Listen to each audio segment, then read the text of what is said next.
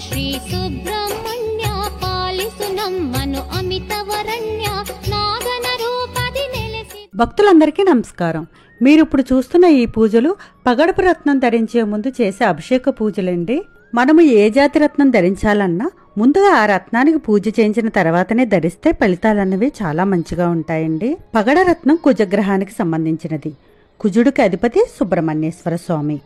అందుకే మంగళవారం రోజు పగడానికి పూజ చేయించాలి.